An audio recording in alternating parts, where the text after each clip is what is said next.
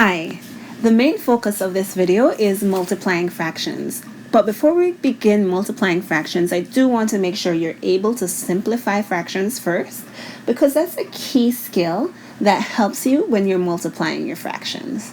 All right, so let's start off by simplifying the fraction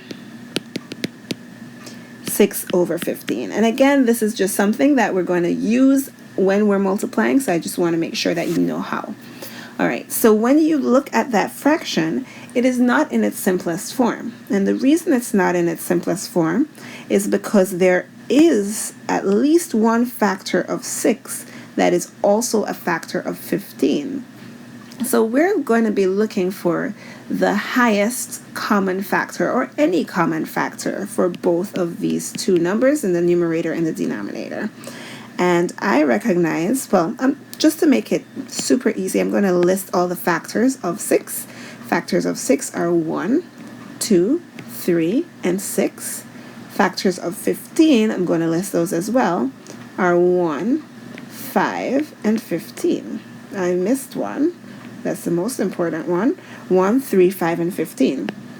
So the common factor to both is 3. So 3 can be divided into both of those numbers. Now, in order to simplify this, we need to go ahead and divide both numbers by 3.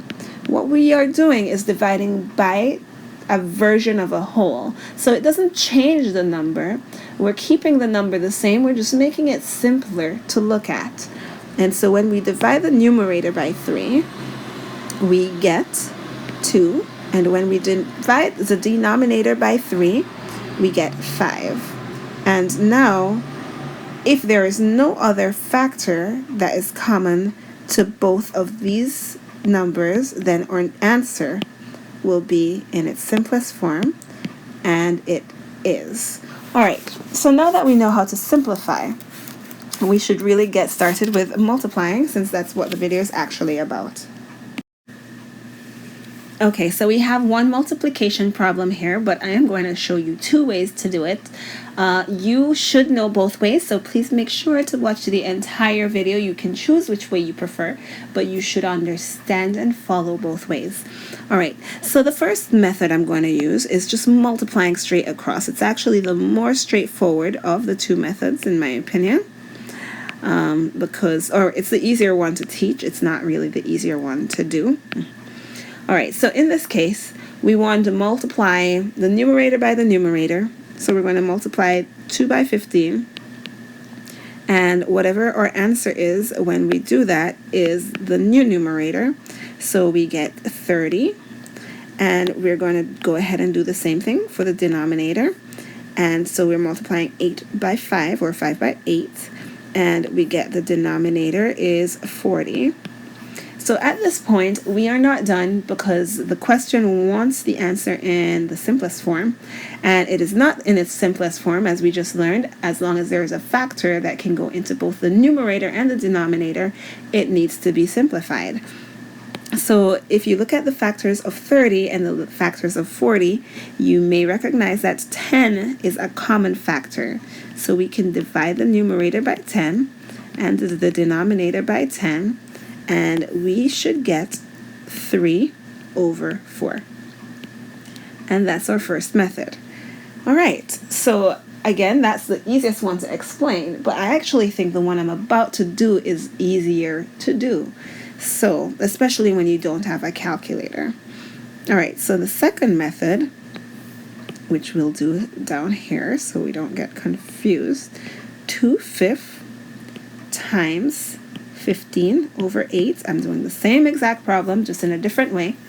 All right, so the cool thing here is if you are multiplying, and only multiplying, you can simplify across that operation. You don't have to be within the same fraction to simplify. You can simplify across. What do I mean by that? Okay, so as you can see, 2/5 is in its simplest form. There is nothing else that we can do to make that simpler. 15 over 8 is also in its simplest form. There's nothing we can do to make that simpler. But there is a common factor between 5 and 15. between 5 and 15, the common factor is 5. And we are allowed to cross simplify. So we can simplify in that direction. We can simplify in that direction if appropriate. And all we need to be able to do that is the operation just needs to be multiplication, not division, not addition, not subtraction. Multiplication is why this is allowed, and not an equal sign. Multiplication makes us able to cross simplify. All right, so let's go ahead and do it instead of just talking about doing it. 5 is a common factor to both 5 and 15, so we can go ahead and divide both by 5. And right here we get 1, and right here we get 3 when we divide. We can go ahead and cross simplify with the 2 and the 8. 2 is a common factor to both, so we can go ahead and divide that by 2, and divide that by 2 as well. When we divide 2 by 2, we get 1. When we divide 8 by 2, we get 4. And so now we can multiply straight across as we did before, but we just have 3 times 1. Oops, that should be an equal sign. 3 times 1 gives us 3. I just multiplied the numerators, 3 times 1. And 4 times 1 gives us 4. So at the end, it's already simplified because we went ahead and we cross-simplified while we were working on the problem. All right, I hope that makes sense.